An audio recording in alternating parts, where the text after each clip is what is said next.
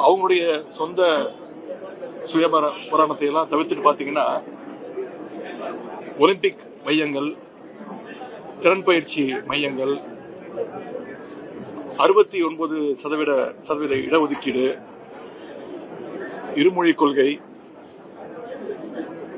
தேசிய கல்விக் கொள்கை 2020 எதிர்ப்பு, நிலுவையில் இருக்கக்கூடிய கல்வி நிதி கேட்டு கோரிக்கை, வறுமை இல்லா தமிழ்நாடு,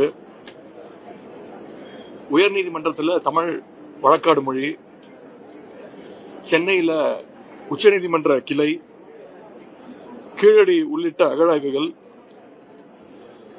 இந்தியாவிலேயே அதிகமா நகர்மயமான மாநிலம் தமிழ்நாடு. இப்படி எங்களுடைய அரசினுடைய திட்டங்கள், சாதனைகள், கோரிக்கைகளை தான் மீண்டும் இவங்க படிச்சிருக்கிறாங்க.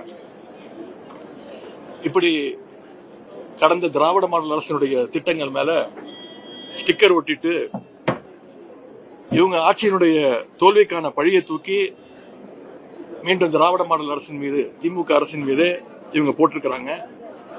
மிகுந்த காழ்ப்புணர்ச்சியோட இந்த ஆளுநர் உரை அமைஞ்சிருக்கு.